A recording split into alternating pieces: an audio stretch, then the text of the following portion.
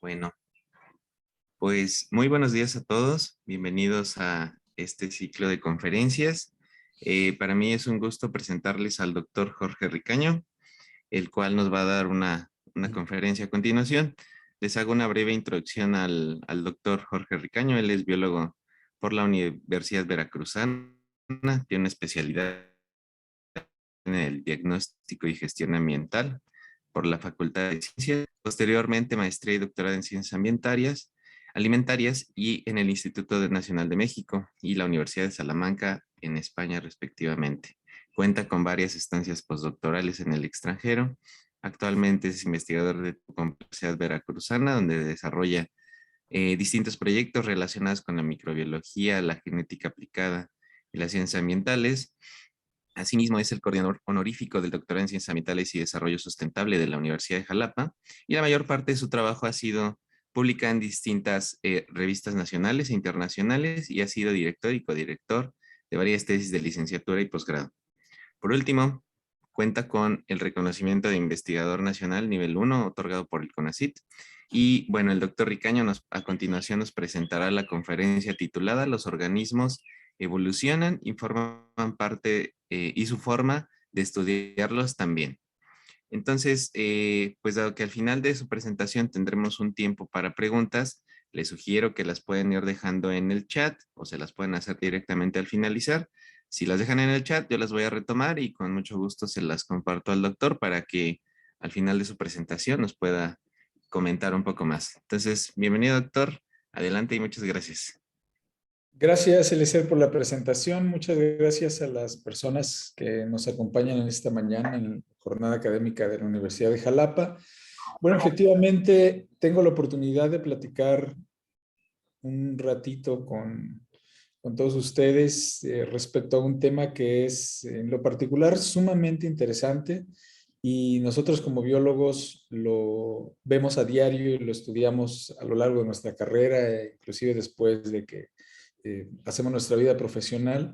Y bueno, son los procesos evolutivos a los cuales están sujetos los organismos, pero en esta ocasión voy a hablar también un poquito de cómo esos procesos evolutivos también cambian a la par, inclusive a un nivel académico, es decir, en la forma en la que se estudian estos organismos. Y para ello, pues voy a retomar como una especie de conversatorio a través del cual voy a platicarles cómo estos procesos de evolución se llevan a cabo de manera fortuita. ¿Sí? Les voy a hacer una pequeña reseña en un principio sobre cómo se origina el planeta Tierra, cómo evolucionan las condiciones para que la vida pueda desarrollarse de una manera sostenible, y posteriormente vamos a retomar algunos ejemplos de cuáles son los principales tipos de estudios y los principios a los cuales están sujetos estos organismos y cómo han evolucionado desde la Edad Media hasta nuestros tiempos.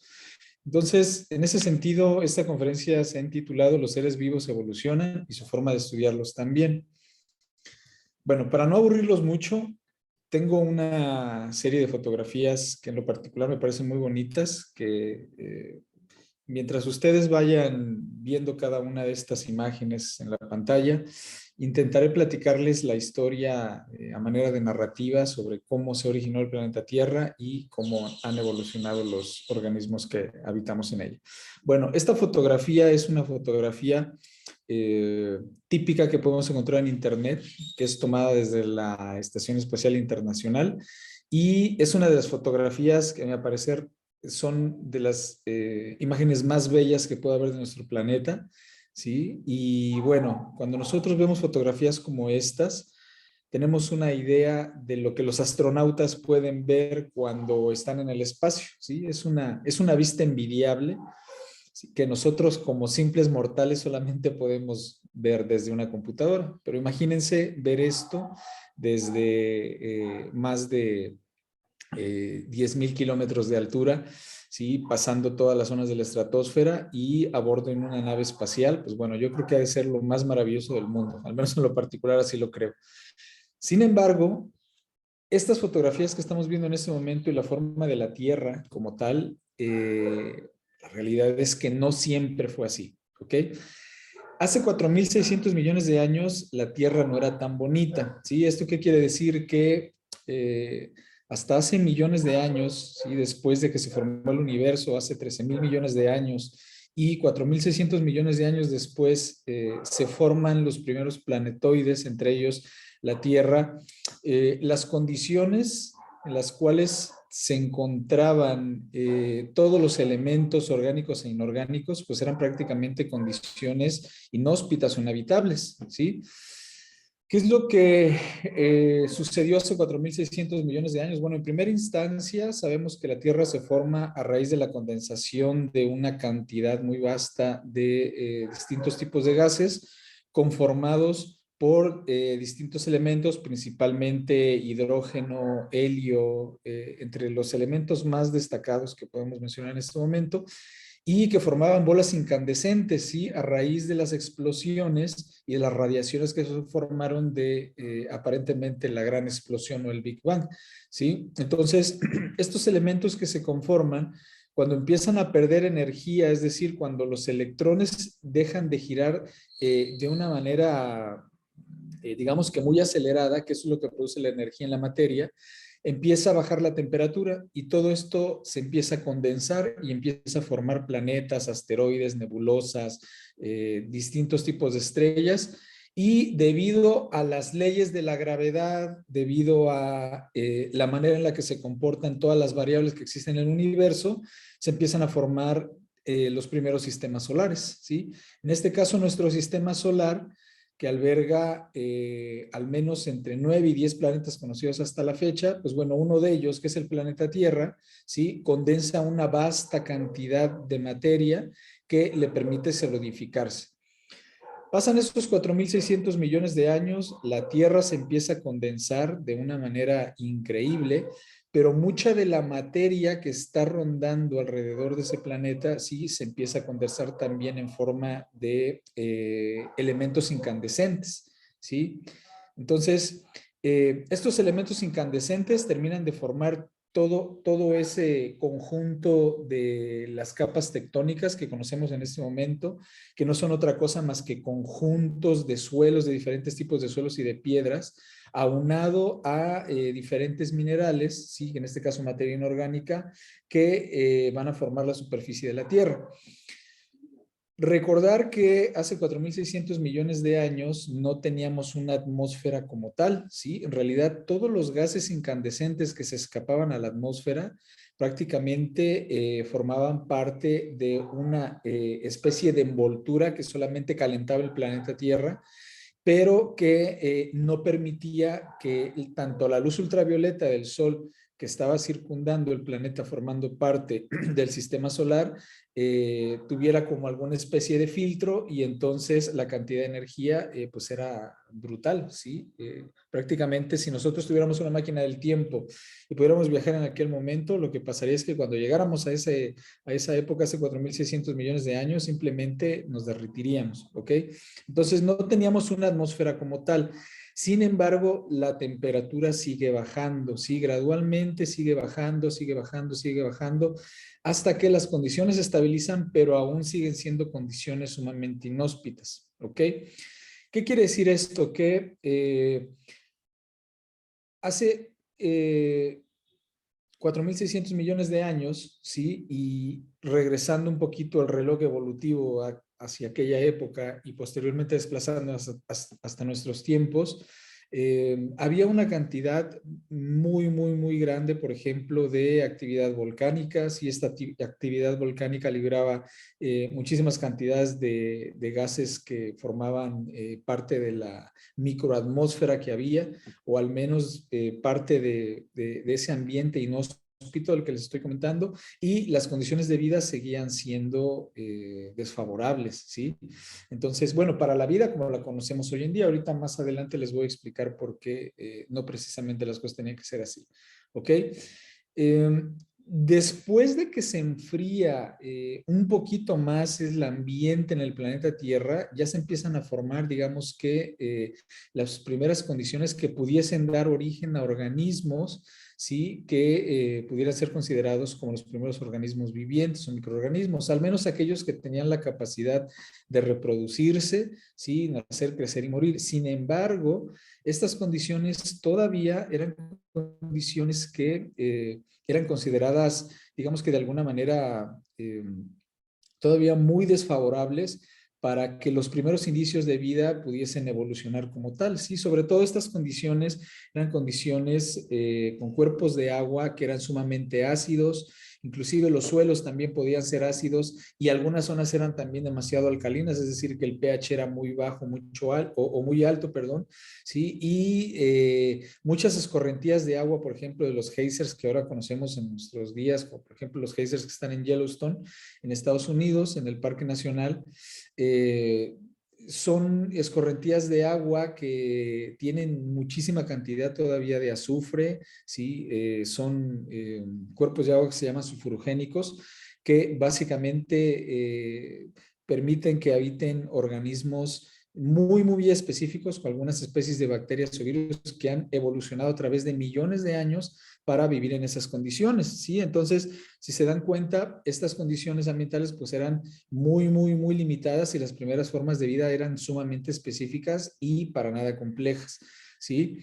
Esta fotografía es una fotografía de alguna fosa marina donde se están liberando diferentes compuestos nitrogenados, heterocíclicos y sobre todo que están complementados por muchísimos átomos de azufre.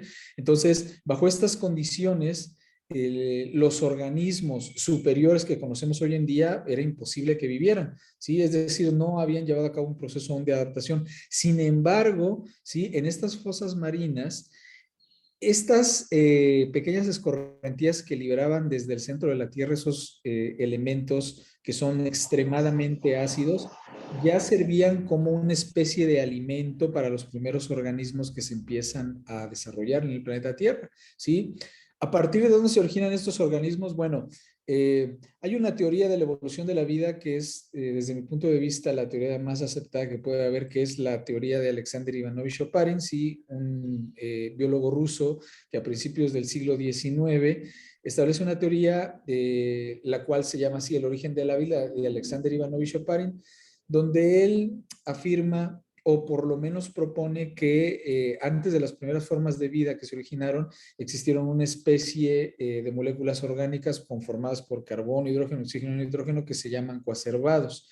Los coacervados, digamos que eran como las proteínas primitivas, ¿sí? Que se empezaron a formar a raíz de estos elementos, ¿sí? Del famoso chon que nos enseñaban desde que estábamos en la secundaria y en la preparatoria, los elementos bioorgánicos o biogénicos, que posteriormente evolucionaron como seres vivos, ¿sí? Estos coacervados, al ser proteínas, digamos que menos evolucionadas o proteínas sumamente ambiguas, dan origen al RNA, ¿sí? Que en realidad eso contradice un poquito el dogma central de la biología molecular, pero bueno, dan origen al RNA según también la teoría del doctor Lascano, también un biólogo muy prominente que es de origen mexicano, bueno, es un biólogo de la UNAM, ¿sí? Y entonces ese RNA empieza a transcribir las proteínas que nosotros conocemos hasta la fecha, o sea, las proteínas que forman parte de los organismos vivientes.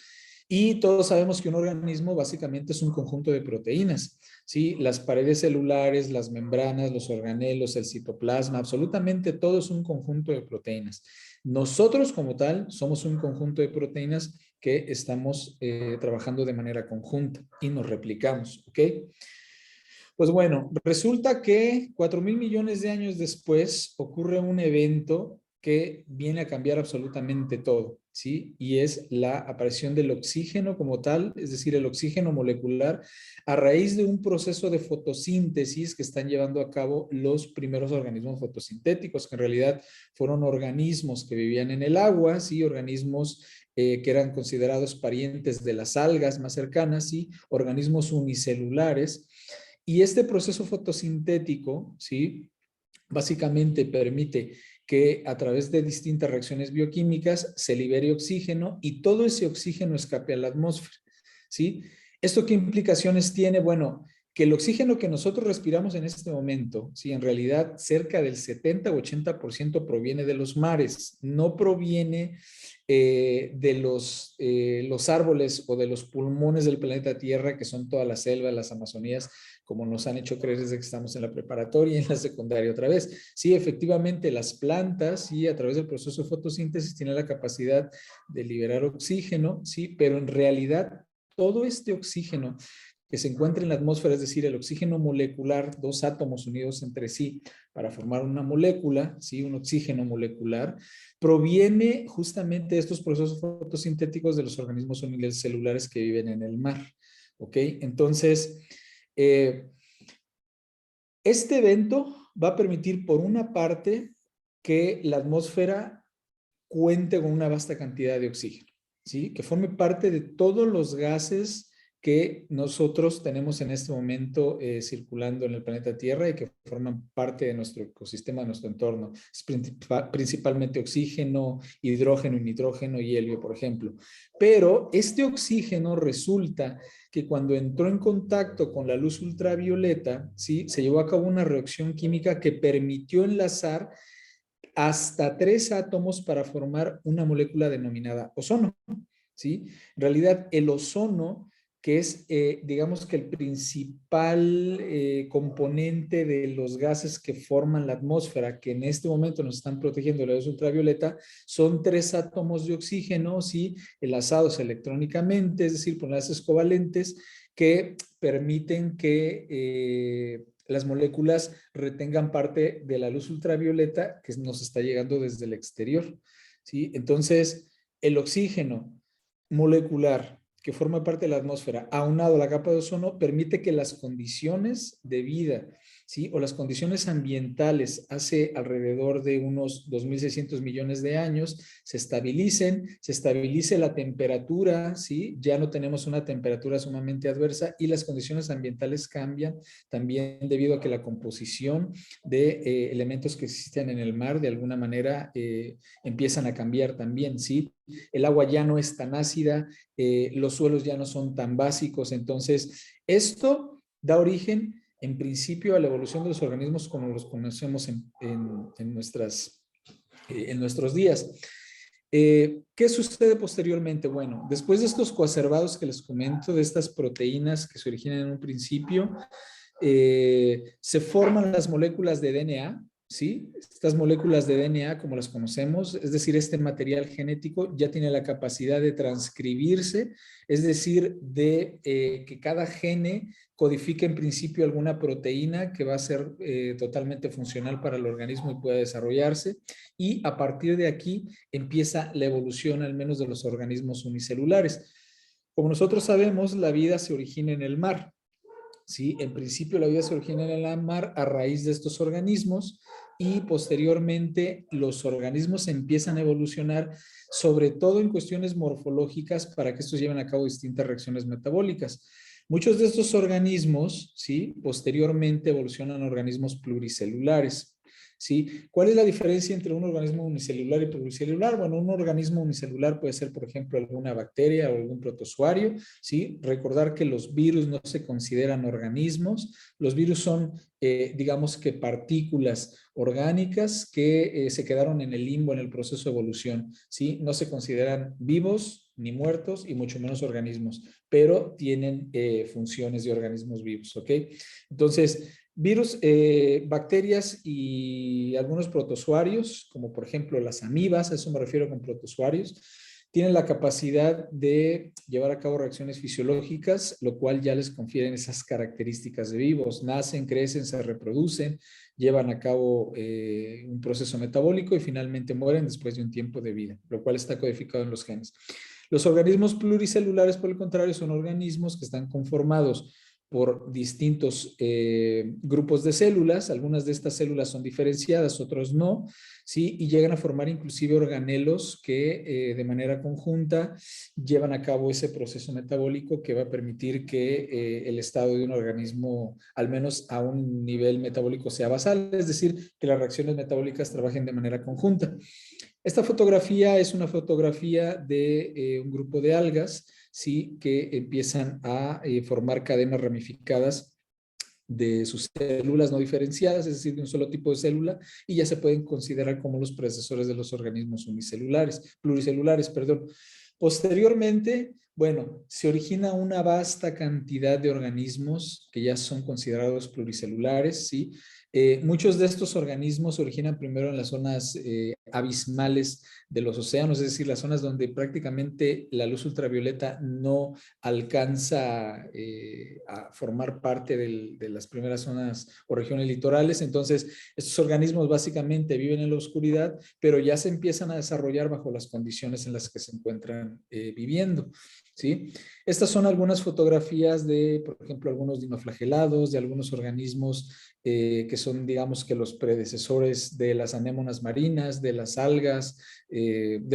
perdón, de las medusas, por ejemplo, ¿sí? Y muchos de estos empiezan a desarrollar inclusive algunos organelos que ya son considerados como los organelos que van a evolucionar a final de cuentas en organismos que tienen la capacidad de generar procesos metabólicos y llevar a cabo procesos metabólicos que posteriormente también evolucionan. Después de que muchos de estos organismos deciden salir del agua por condiciones totalmente fortuitas, no sé si por ahí vieron alguna imagen de una especie como de pez que desarrolla, digamos que las primeras patitas que puede tener un organismo mamífero para caminar sobre la tierra, que se originan a raíz de las aletas que tiene el pez, y posteriormente sale la mamá y lo regaña y le dice, no, regrésate al agua, por favor. Pues bueno, ese pequeño pececito, por decirlo así, que se le ocurrió salir del agua, fue el que dio origen también, en cierta manera, a muchos de los organismos, sobre todo del reino animal, que se encuentran habitando el planeta Tierra en este momento, ¿sí? Por parte de los organismos que pertenecen al reino vegetal principalmente, bueno, el proceso de evolución fue relativamente distinto, ¿sí? Muchos de estos organismos dinoflagelados, algunas de estas algas, al llevar a cabo procesos también de esporulación, de alguna manera fueron transportadas por el aire o a través de las escorrentías que terminaron en el suelo, ¿sí? Y entonces empezaron a evolucionar también. ¿Quiénes son los principales organismos que evolucionan a partir de estos segundos grupos de especies que les comento? Absolutamente todos los organismos del reino vegetal, principalmente los organismos del grupo de las embriofitas, ¿sí? Que son el grupo de plantas que se considera que son las que se originaron a partir de los primeros organismos vegetales terrestres. ¿Ok? Y pues bueno, ya se imaginarán también que estas plantas de alguna manera se han adaptado y han evolucionado al grado de que se diversifique la cantidad de especies de una manera impresionante en el planeta Tierra, y muchas de estas especies simplemente lo que están haciendo es adaptarse y evolucionar. ¿Sí? Todas estas plantas básicamente tienen la misma función que los mismos organismos que se originaron hace millones de años, que es nacer, crecer, reproducirse y morir, pero ahora lo están haciendo a un nivel más complejo. ¿Ok? Por parte del grupo de los organismos que conforman el reino animal, que son organismos relativamente más desarrollados, ¿sí? Que ya tienen muchas de sus células especializadas, al igual que los organismos vegetales, pues bueno, su proceso evolutivo y su proceso de adaptación también está regido exactamente por los mismos fundamentos, ¿sí? ¿Cuáles son estos fundamentos? Bueno, en absolutamente todos los organismos existen ciertas presiones ambientales, ¿sí? Que son capaces de modificar el comportamiento genético de cada una de las células que lo conforman. ¿Qué quiere decir esto? Que eh, cuando nosotros pensamos en genomas o en genes, estamos hablando de un conjunto de instrucciones que le van a dictar a la célula cómo comportarse, ¿sí? Y para entender esto de manera más sencilla, les voy a dar el ejemplo que siempre les platico a mis estudiantes cuando estamos en la materia de bioquímica, y trato de explicarles cómo funcionan los genes y por qué se transcriben en proteínas. Hay un efecto que se llama epigenética, que la epigenética no es otra cosa más que, digamos, que la manera en la cual se comportan los genes, es decir, se expresan para producir proteínas dependiendo de las necesidades que tenga la célula. Cuando nosotros desayunamos, ¿sí? O cuando nosotros comemos o cenamos, necesitamos producir alguna especie de enzima o de proteína que forma parte de los jugos gástricos, ¿sí? Cuando nosotros comemos no solamente liberamos ácido clorhídrico para desdoblar los alimentos, no. También desde que estamos masticando nuestros alimentos, ya estamos generando un bolo alimenticio a través del cual preparamos el alimento para deglutirlo y entonces en esa saliva que forma parte de ese bolo alimenticio hay una serie de enzimas, es decir, proteínas, las enzimas recordar que son proteínas, que ya tiene la capacidad de empezar a degradar, por decirlo así, el alimento. ¿Sí? Es un proceso de hidrólisis. La hidrólisis quiere decir rompimiento. Entonces, ¿qué es lo que estamos rompiendo?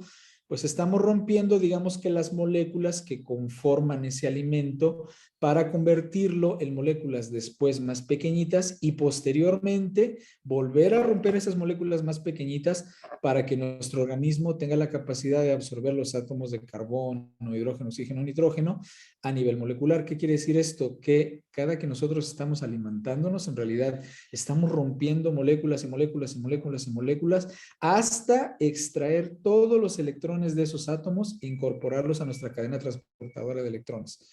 ¿Qué es la cadena transportadora de electrones? Es un proceso metabólico básicamente relacionado con la respiración que lo que va a hacer es permitirnos, ¿sí?, generar moléculas de trifosfato de adenosín principalmente, unas moléculas que se llaman ATP, que son las que les dan energía a todas las células.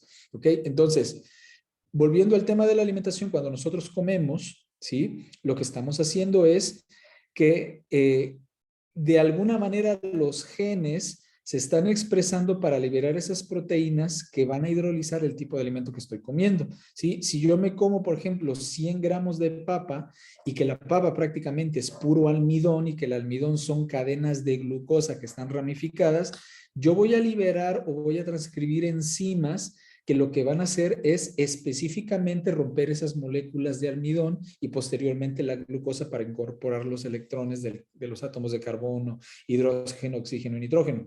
Si yo me como un pedazo de carne, voy a liberar o expresar otras enzimas diferentes para hidrolizar toda esa proteína que está en la carne. Lo mismo cuando nos comemos un caldo de camarón, los genes actúan de una manera diferente y liberan enzimas que van a romper la cantidad de grasa necesaria que tiene el camarón. Eso es un efecto de epigénesis, ¿sí? O epigenética, es decir, los genes se van a comportar dependiendo de las necesidades que tenga el organismo. A nivel ambiental sucede exactamente la misma situación, ¿sí? Todos estos organismos se van a encontrar en una situación que les va a permitir activar los genes para sobrevivir, ¿sí? En el caso de las plantas, por ejemplo, existen plantas que han sido que han evolucionado para que vivan en ambientes sumamente extremos, como por ejemplo las plantas xerófilas que viven en zonas totalmente desérticas, las plantas que viven en zonas donde hay una vasta cantidad de lluvia. Es decir, desde las bacterias hasta los organismos superiores, estamos activando genes todos los días, absolutamente todos los días, para que nuestros genes liberen principalmente las proteínas que requerimos para sobrevivir. ¿Ok? Entonces, estos organelos que forman parte de estos organismos, ¿sí?, también funcionan con base a la necesidad que tienen para que todos los procesos metabólicos de los organismos superiores funcionen de una manera correcta, ¿sí? Y en este sentido, los seres humanos estamos viviendo y evolucionando bajo el mismo sentido, ¿sí? Bueno.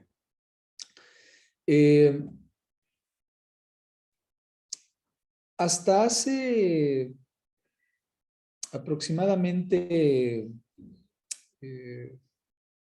500 años, ¿sí? Me atrevería a decir que a principios del siglo XV se podría considerar que la ciencia no estaba del todo evolucionada en un sentido de que fuese entendido principalmente por los eruditos de las principales civilizaciones, me refiero a las civilizaciones griegas, romanas, egipcias, babilonios principalmente, ¿sí? Que fueron, digamos que las civilizaciones que de alguna manera iniciaron a entender y a desentrañar todos los procesos naturales y ambientales que los observaban, ¿sí? Es decir, hasta antes de las etapas del oscurantismo, en el cual quien se atreviera a decir que la iglesia no existía o que todos los organismos vivientes se originaban a raíz de algo que no fuese divino, pues ya se imaginarán que morían torturados en la Santísima Inquisición. Entonces, en realidad la Edad Media es un referente del estudio de las ciencias, absolutamente de todas las ciencias, pero principalmente de las ciencias naturales y la filosofía, ¿sí? A partir del a raíz de el Renacimiento, ¿sí? Que surge en Italia aproximadamente en el siglo XV, en 1528, que fue una época relativamente muy corta, muy pequeña. El Renacimiento permite que este oscurantismo de alguna manera le dé la posibilidad a todas las personas que quisieran estudiar que por lo menos no fueran cazadas como brujas y quemados en una hoguera en frente de miles de personas, ¿no? A modo de castigo, ¿sí? En muchas de las regiones, principalmente euroasiáticas, ya se realizaban un montón de estudios que por lo menos pretendían desentrañar muchos de los eventos naturales que se observaban principalmente de astronomía, ¿sí? Y a raíz de esto, la Edad Media entonces empieza, digamos que a hacer el boom de todos los estudios, principalmente las ciencias naturales, que permite la escritura de muchos de los libros que fueron principio de muchas de las ciencias naturales, de medicina, física principalmente y matemáticas que conocemos hasta la fecha. A modo de cultura general, si tienen algún interés respecto a cómo ha evolucionado, por ejemplo, las ciencias de la salud, hay una novela escrita por Noah Gordon que se llama El Médico, que inclusive pueden encontrar la película, me parece que está en Amazon, hago el comercial, o el Netflix. Y la verdad es que es una película súper interesante porque en esta película del médico, ¿sí? Me parece que en el siglo XII en uno de los reinos babilonios, existe una persona que tiene muchas, digamos que capacidades de investigación en cuestiones de medicina. Sí, es una persona que tiene la capacidad de entender muchos de los fenómenos que básicamente formaban parte del oscurantismo y que estaba prohibidísimo, pues estudiar y sobre todo, pues redactar documentos que quedaran, donde quedaran plasmados esos conocimientos científicos, por llamarlos así. Entonces, inclusive, en aquella época, el autor comenta que las personas que se dedicaban a exhumar cuerpos y abrirlos para estudiarlos, sí, se les llamaban nigromantes. Entonces, eso estaba penadísimo. Pues resulta que esta persona de la novela del médico, pues es una persona que desafía todos los estereotipos y no le preocupaba mucho que lo colgaran en la hoguera, se hace amigo del Shah, ¿sí? Entonces, esta persona, aprovechando la amistad que tiene con este rey, empieza a exhumar un montón de cuerpos y abrirlos para estudiarlos, ¿sí? Y empieza a hacer los primeros dibujos anatómicos. Lo descubren y casi lo matan. Ya al final no se los voy a contar porque de verdad es una película que vale la pena, pero bueno, en esta historia, en esta narrativa, la idea de Noah Gordon es hacer como una retrospección a cómo ha evolucionado el estudio de la medicina y cuál es la diferencia que hay entre aquellos tiempos y nuestros días.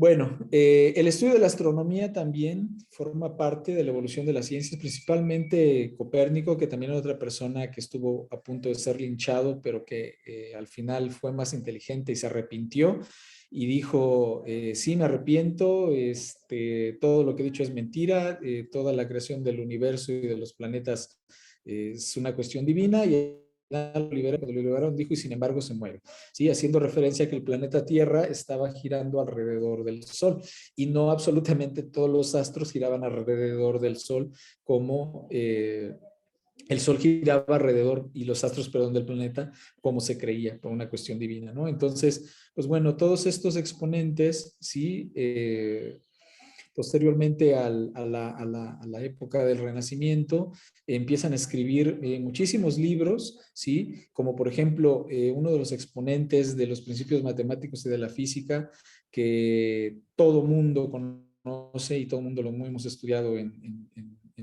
nuestras escuelas, pues son las obras de Isaac Newton, perdón, ¿sí? Quien tiene una obra principal que se llama Principios Filosóficos de la Naturaleza, o sea, o los principios de las matemáticas, ¿sí? Entonces, esto se origina en el siglo XVII y a raíz de los estudios de Isaac Newton y de las teorías que él establece en estos principios matemáticos, es que se origina en principio la física clásica como la conocemos hoy en día, ¿sí? Estamos hablando ya del siglo XVII. Recordar que el Renacimiento se da en el siglo XV, a partir del siglo XV, el siglo XVI, ¿sí? Se hace el boom de todos los eruditos y los científicos que conocemos.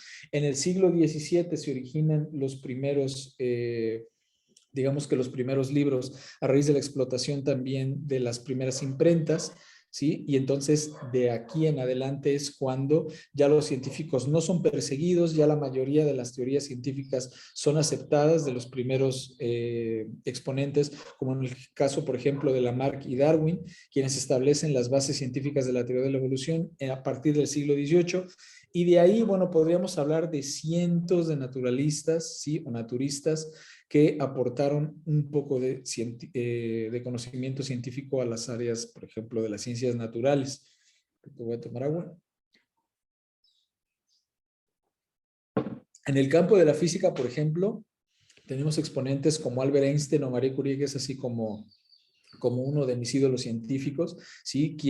Marie Curie fue la persona que descubrió el proceso de radiación o radioactividad, ¿sí? De manera general, recuerden que la radiación no es otra cosa más que esa actividad de micropartículas que poseen ciertos tipos de elementos que se encuentran en el planeta Tierra, es decir, la capacidad que tienen de liberar, además de los electrones que conforman todos esos átomos radioactivos, pues bueno, liberar ciertas partículas que son consideradas como radiación y que tienen distintos efectos, entre ellos, bueno, efectos nocivos para la salud, pero también se les han dado aplicaciones pues que hoy en día seguimos utilizando, como por ejemplo la resonancia magnética nuclear, los rayos X, ultravioletas, infrarrojos, ¿sí? Los rayos gamma, que son muy utilizados también en terapias y para generar radiografías para ver huesos rotos, ¿sí? Pues bueno, todo esto es a raíz justamente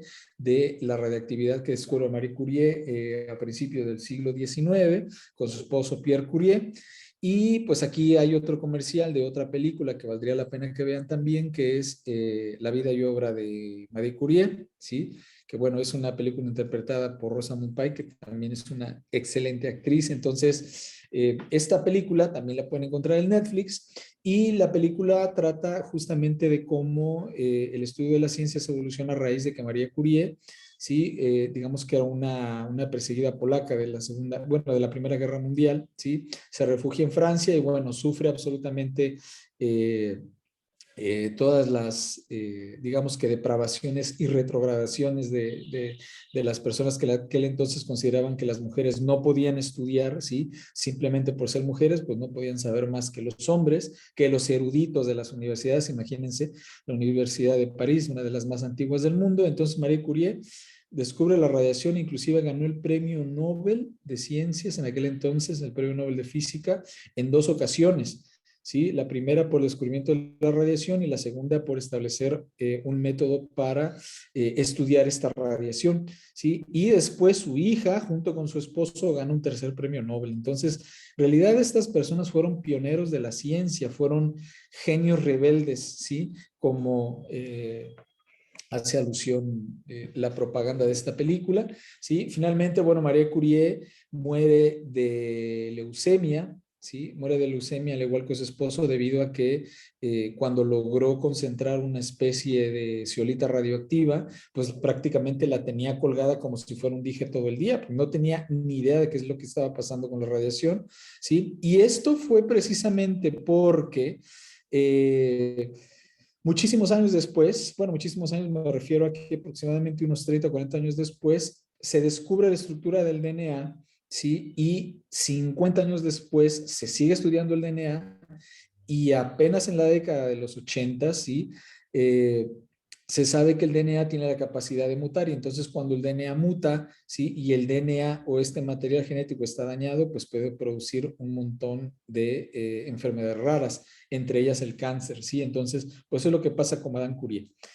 con Pierre Curie, y bueno, su hija y su esposo no murieron de cáncer porque ya cuando ellos estaban estudiando el proceso de radiación, este fenómeno, pues María Curie y Pierre Curie ya habían hecho anotaciones de que la radiación de alguna manera también podría ser dañina para la salud.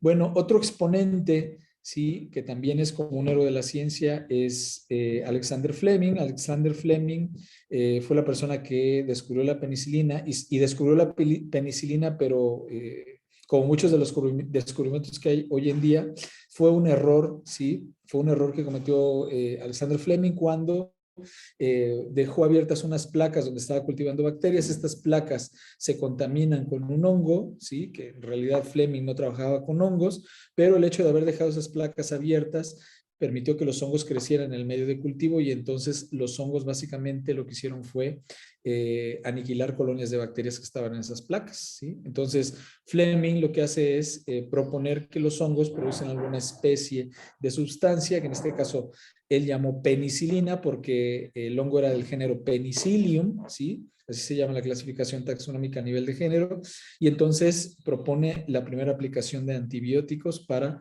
generar las primeras vacunas. ¿Ok? Bueno, Rosalind Franklin fue, digamos, que la persona que retomó muchos de los estudios de Marie Curie, a través de los cuales las técnicas de cristalografía o de aplicación de rayos X fueron utilizadas para estudiar algunas muestras de pus de personas que venían de la Primera Guerra Mundial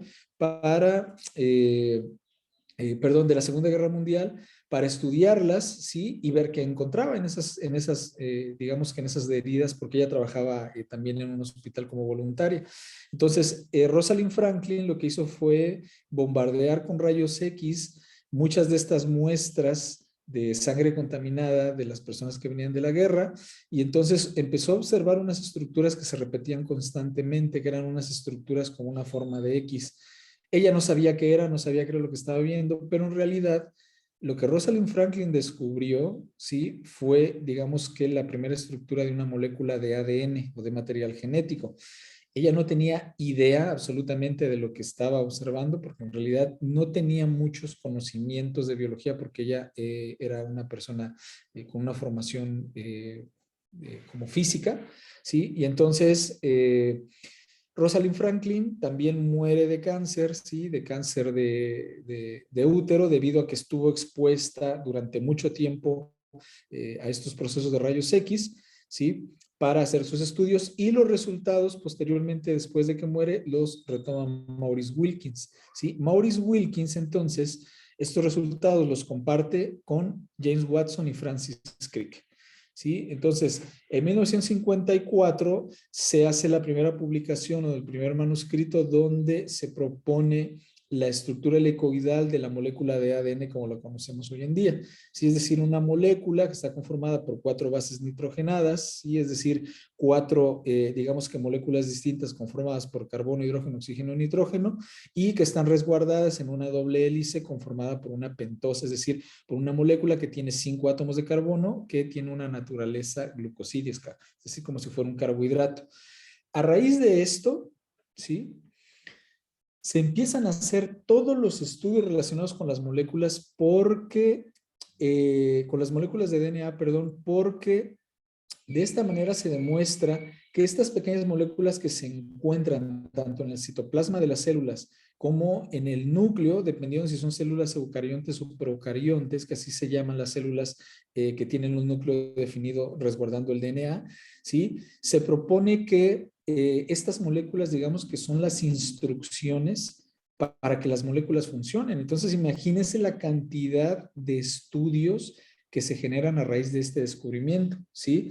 Muchos de estos estudios tuvieron que ver con descubrir el proceso de transcripción, es decir, cómo las moléculas denominadas genes se transcriben en proteínas, cómo llegan a mutar para producir una vasta cantidad de enfermedades, cómo estas moléculas de ADN evolucionan de alguna manera o se emparentan con otros organismos para generar toda la filogenia evolutiva. Es decir, el DNA hasta hoy en día es una de las moléculas más estudiadas en el mundo.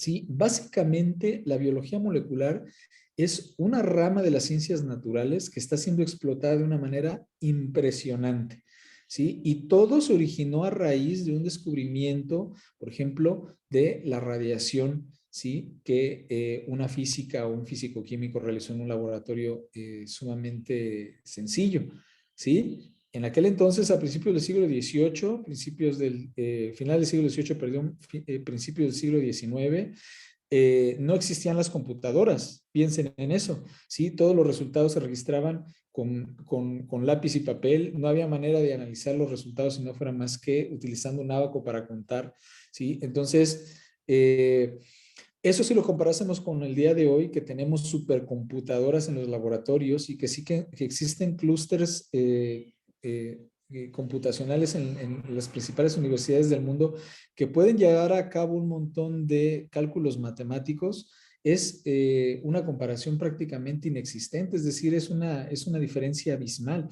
Entonces, un ejemplo de ello, ¿sí? Es que a mediados de 1990, un científico estadounidense llamado Greg Venter, lo que hizo fue secuenciar prácticamente el 96% de todo el genoma de los seres humanos, ¿sí? Es decir, hasta hace aproximadamente unas 2 o 3 semanas se anunció de que ese 4% que faltaba de secuenciar, ¿sí? Se ha completado. Es decir, el día de hoy, que creo que es 22 de abril, si mal no me equivoco, ¿sí?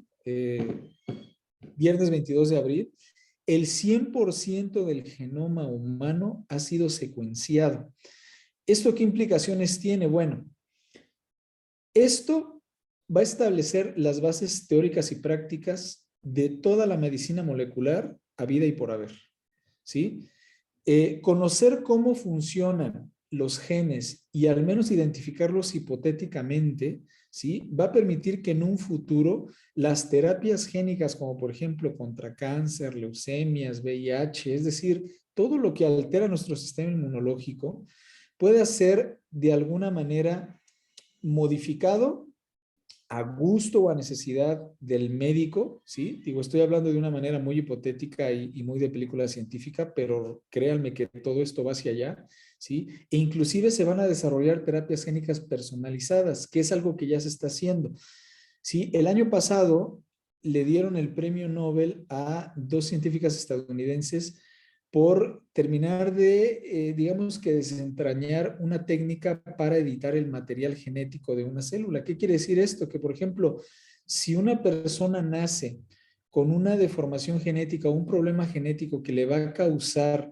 problemas de salud en un futuro, como por ejemplo que tenga alguna deficiencia pancreática para producir enzimas o que vaya a tener algún problema de salud porque alguna proteína no se va a transcribir de manera correcta y entonces esto le va a afectar el nervio óptico. Es decir, piensen absolutamente en todas las enfermedades de origen genético, pues bueno, con esta técnica, en un futuro se podrían corregir estas malformaciones genéticas para que la persona no sufra de esa condición, ¿sí? Entonces, esta es la importancia del avance científico, ¿sí? Que ha habido en materia de genética molecular, ¿sí? Este es el ejemplo de Greg Venter. ¿Qué es lo que nosotros podemos estudiar con estos avances en materia de biotecnología? Por ejemplo, entender todo el proceso metabólico que se lleva a cabo en una célula para posteriormente modificarlo o si no se puede modificar porque tampoco es algo muy sencillo de hacer, como lo repito, esto es todavía como una cuestión de ciencia ficción, pero que se está llevando ya a cabo, ¿sí? Al menos lo que se puede hacer es modificar ese efecto de epigenética, es decir, que si yo conozco una ruta metabólica, por ejemplo, de una enzima que está relacionada con la fijación de carbono, ¿sí? Y este proceso metabólico de fijación de carbono está haciendo que yo tenga una mala absorción intestinal de algún tipo de elemento, ¿sí? Que forma parte de la comida que yo ingiero, pues puedo modificar la manera en la que se comportan esos genes para que esa comida no me haga tanto daño. ¿Cómo? Pues por ejemplo, tomando algún suplemento alimenticio, ¿sí? Tomando algún tipo de molécula que forme parte de algún medicamento que vaya a modificar esta ruta metabólica, ¿sí? Y que me permita tener una mejor absorción de mis alimentos. Ese es un ejemplo de miles que les podría dar en este momento, tomando en cuenta este mapa del metro metabólico, ¿sí? Que es, digamos que la ruta que siguen cada una de las reacciones químicas que surgieron en nuestro cuerpo, que de alguna manera se pueden modificar a consideración de la necesidad de cada médico, hablando en cuestiones de medicina, ¿sí? Bueno, otra de las ramas que ha evolucionado muchísimo en nuestros días ha sido la biología computacional, que la biología computacional, bueno, es el uso de algoritmos y ordenadores para facilitar el entendimiento de problemas biológicos. La biología computacional no es otra cosa más que matemáticas aplicadas, ¿sí? Y ustedes saben que todo en esta vida son matemáticas, absolutamente todo, ¿sí? Eh, los médicos dependen de los conocimientos que generan los biólogos dependemos de los conocimientos que generan los químicos dependen de los conocimientos que generan los físicos y los físicos dependen de los conocimientos que generan los matemáticos, ¿sí? Entonces, la biología computacional no es otra cosa más que herramientas matemáticas, ¿sí? Que están siendo aplicadas gracias a un ordenador, una computadora que podemos tener en nuestras casas. ¿Para qué nos sirve la biología computacional? Bueno, la biología computacional hoy en día sirve absolutamente para todo lo que tenga que ver con ciencias, ¿sí? Podemos aplicar desde algunos modelos estadísticos para entender el comportamiento del crecimiento de una población, por ejemplo, hasta cómo funcionan unos genes, ¿sí? Que puedan estar identificados en las personas o en algún animal, y todo es a través de plataformas que hoy en día inclusive son de acceso gratuito, ¿sí? Me voy a regresar a una diapositiva. Existe un Centro Nacional para la Información Biotecnológica que lógicamente pertenece a Estados Unidos, ¿sí? Que este Centro Nacional o NCBI es un conjunto de bases de datos que tienen información pero a lo bestia, eso es una información brutal relacionada con la naturaleza de cientos de miles de moléculas y entre ellas muchas cuestiones de factores genéticos que se han estudiado a nivel metabólico para entender cómo funcionan los organismos, ¿sí? Entonces, estos repositorios tienen inclusive herramientas que pueden ser utilizadas hasta por estudiantes de secundaria y de preparatoria, y no lo digo de un modo despectivo, intentando demeritar los niveles de preparatoria secundaria, no, de ninguna manera, sino que más bien me refiero a que son herramientas que son sumamente sencillas de utilizar, ¿sí? Y si los educandos de alguna manera son personas que tienen esa curiosidad científica para entender cómo funciona una proteína, ¿sí? Y entender qué es una proteína, estas bases de datos inclusive tienen la capacidad de generar modelamientos tridimensionales de proteínas, ¿sí? Y tú puedes ver en tu pantalla hipotéticamente cómo es la estructura de una proteína, ¿sí? Hagan alguna vez un ejercicio con algún estudiante o si tienen niños pequeños en casa o con personas que estén interesadas en entender un poquito de cuestiones de las ciencias naturales y pregúntenles que cómo se imaginan una proteína. Y la mayoría les va a decir que como un pedazo de carne, porque alguna vez a mí me preguntan, me dijeron, proteína, pues carne, ¿no? Porque es lo que nos dicen desde un principio en la escuela, ¿sí? La pirámide alimenticia implica comer proteína y ves la imagen de la carne y del filete de pescadito, ¿no? Entonces, bueno, proteína, carne. Pero en realidad, ¿cómo se pueden imaginar una proteína? O sea, inclusive hagan ese ejercicio en este momento, ¿sí? En realidad las proteínas tienen una estructura eh, que no se puede ver en un microscopio y si lo ven en un microscopio lo único que van a ver va a ser un manchón, ¿sí? Un manchón que tiene un conjunto ahí de un montón de ácidos nucleicos, es decir, de todo ese material que conforma la proteína, pero no va a tener una forma, digamos que pues una forma común, ¿sí? Es decir, no hay una manera de describir una proteína en la imaginación de una persona. Pues bueno, resulta que estas herramientas permiten ver de manera tridimensional todas esas pequeñas partes que conforman esas moléculas, incluyendo las proteínas, ¿sí? Entonces, si bien es una representación hipotética o un pequeño dibujito el que podemos ver, es una manera de entender didácticamente cómo se conforman las moléculas, ¿sí? Los átomos de carbono no se pueden ver en un microscopio, ni los de hidrógeno, ni los de oxígeno, ni los de nitrógeno, ni ningún tipo de átomo se puede ver en un microscopio, ¿sí? Sin embargo, nosotros sabemos que tienen una determinada estructura debido a todos esos estudios físico-químicos que se han realizado desde la época de Rutherford, ¿sí? Que estableció el primer modelo atómico que conocemos. ¿Ok? Entonces, todos estos ejemplos que les estoy dando, ¿sí? Son ejemplos que son, digamos que, aplicados a las herramientas computacionales que tenemos hoy en día. ¿Ok? Bueno, por último, si ustedes en algún momento tienen la curiosidad de explorar este tipo de herramientas, ¿sí? Simplemente entren a Google, ¿sí? Y escriban qué son las herramientas computacionales y absolutamente todos los artículos que ustedes puedan encontrar valen la pena leerlos. Algunos de esos artículos son muy difíciles de entender, pero hay otros artículos que son relativamente sencillos, ¿sí? Y valen mucho la pena retomarlos como si fueran parte de pues, su cultura general, ¿ok?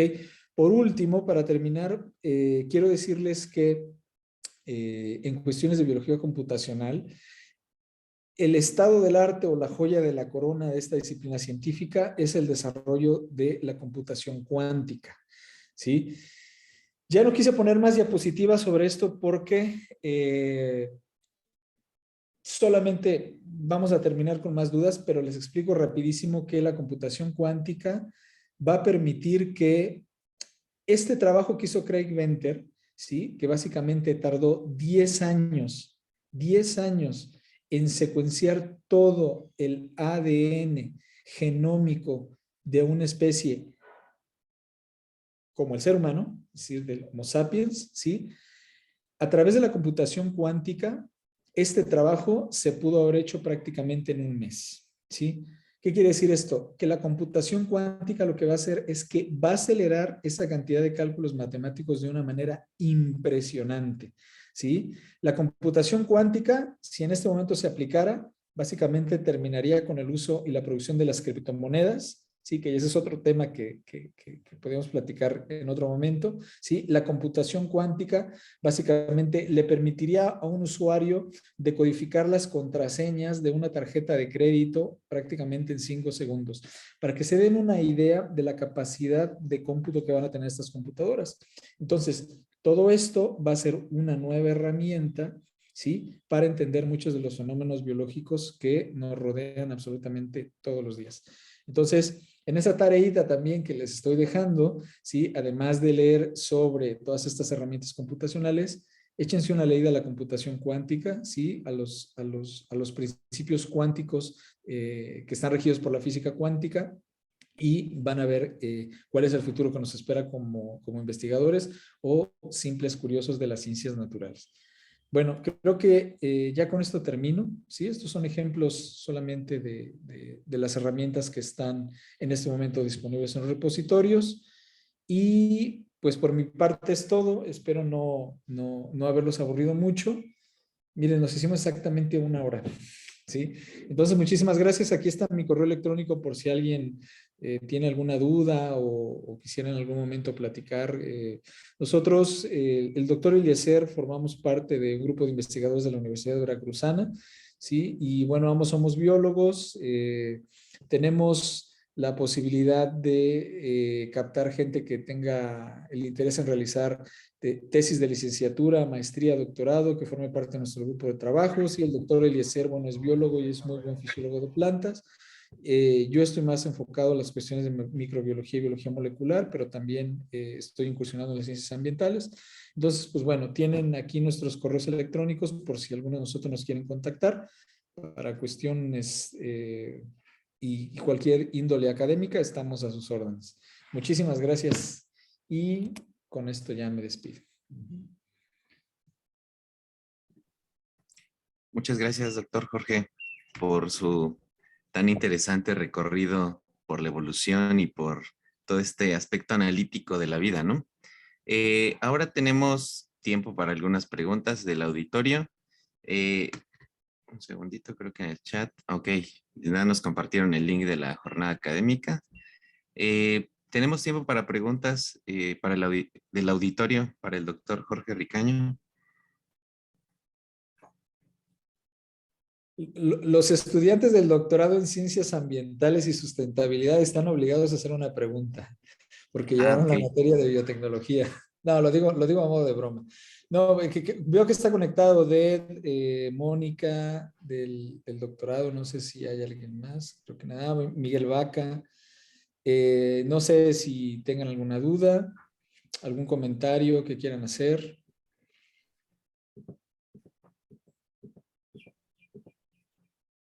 No sé si alguien levantó la mano por ahí, creo que no. No, creo que no.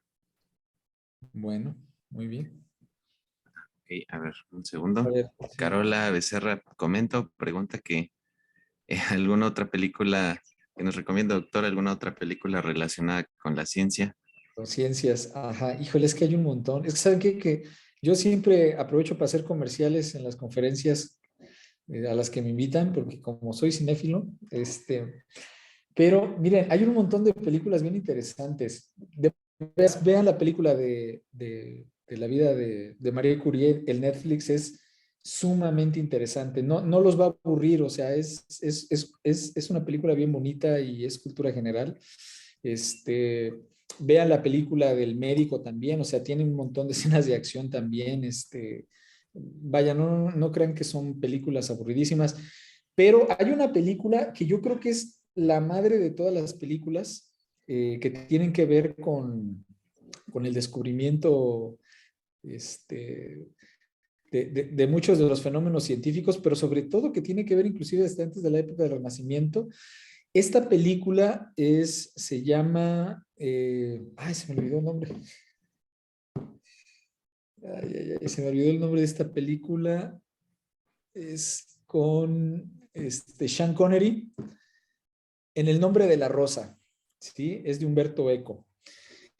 En el nombre de la rosa es una película que es tomada a raíz de esta novela de Humberto Eco, así se llama la obra, El nombre de la rosa, y se supone que lo que Humberto Eco trata de transmitir ahí es, digamos que la primera manifestación de la retórica poética, ¿sí? Que se va a poner en contra, o lo cual va a hacer que los primeros monjes de los tiempos gregorianos se pongan en contra de la iglesia. ¿Sí? ¿Qué quiero decir con esto? Que anteriormente el leer libros, ¿sí? Estaba penadísimo. Se permitía redactar libros, pero los libros básicamente los tenían bajo llave, o sea, porque era una forma de evitar, digamos que los tumultos y las revueltas para que la gente se cuestionara su fe, ¿sí? Entonces, resulta que hubo un monje por ahí que empezó a leer libros a escondidas y cuando descubrieron que esta persona estaba leyendo los libros, lo encontraron muerto, ¿sí? Y después fueron encontrando un montón de monjes muertos. No les voy a decir cómo los encontraron muertos, porque también vale la pena que vean la película, pero resulta que estos monjes los estaban matando porque descubrieron que en las noches estaban leyendo comedias, ¿sí? Entonces, digamos que la iglesia no quería que la gente leyera, primera, para no eh, que no fuera como una especie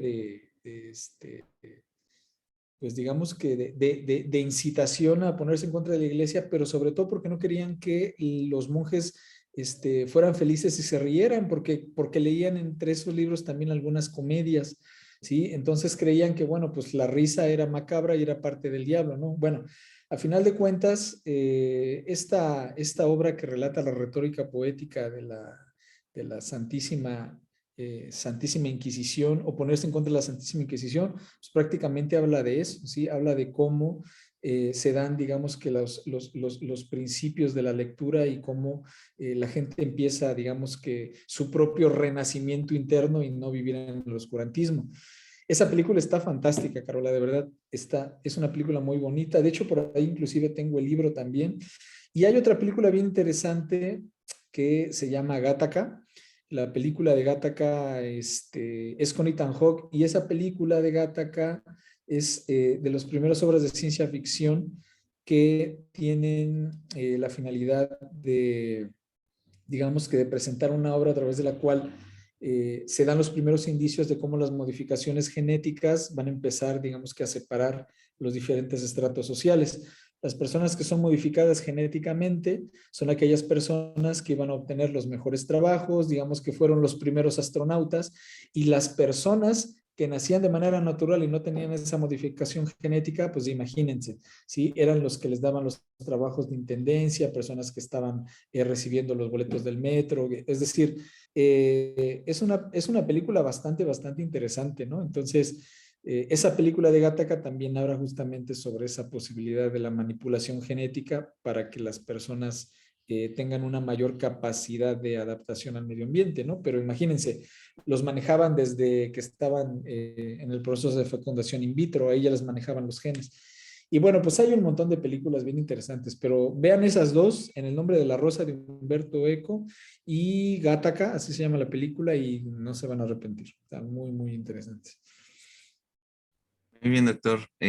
Mónica Sánchez pregunta si usted puede recomendar algún libro de computación cuántica para principiantes. No. La verdad es que no tengo ni idea y yo jamás he leído un libro de computación cuántica. La verdad es que no he visto, ¿eh? Debe haber, pero no he visto. ¿Cuál es el problema con la computación cuántica? Está en pañales, ¿sí? Digamos que para que se den una idea de cómo se está desarrollando, pues, hagan de cuenta que tenemos en este momento computadoras que cuestan 20, 30 mil pesos, que puedes comprar de X o Y marca. Pues la computación cuántica, hagan de cuenta que es como si tuvieran una computadora en el cual están apenas descubriendo cómo insertarle al procesador unos 6 megas más de memoria RAM, que no es nada. ¿Sí? O sea, es como cuando se mandó al primer hombre a la luna, empleando computadoras que prácticamente tenían menos de la capacidad de lo que requiere un programa de Word para abrir en este momento. ¿Sí? Ya se tienen todos los fundamentos de la computación cuántica establecidos, ¿sí? Inclusive hay dos empresas que están invirtiendo muchísimo en computación cuántica en este momento, que bueno, es la empresa IBM y los dueños de Google también están invirtiendo millones porque saben que eso es como una mina de oro, pero hasta el momento la verdad es que está en pañales. Entonces, los fundamentos de la computación cuántica se basan justamente en cómo se comportan estos procesadores que se llaman qubits, ¿sí? Si recordarás, Mónica, bueno, todos los lenguajes de programación están basados en un lenguaje binario.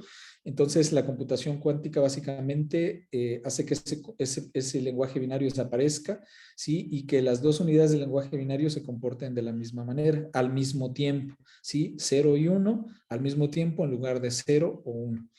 ¿Sí? Entonces, o sea, son cuestiones difíciles de comprender, pero que se están estudiando en este momento.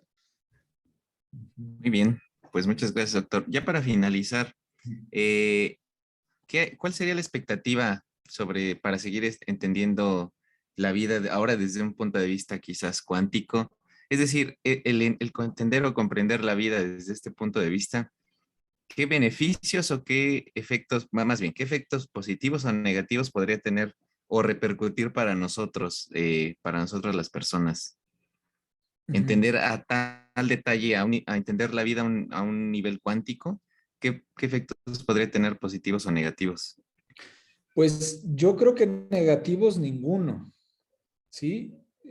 Ningún descubrimiento científico ha tenido efectos negativos, ¿sí? Que se generen efectos negativos debido al uso, como por ejemplo el caso de la radiación, ¿sí? Y la generación de bombas atómicas, pues es totalmente distinto, pero alguna vez por ahí alguien me decía que Albert Einstein nunca aportó nada relevante a la física clásica.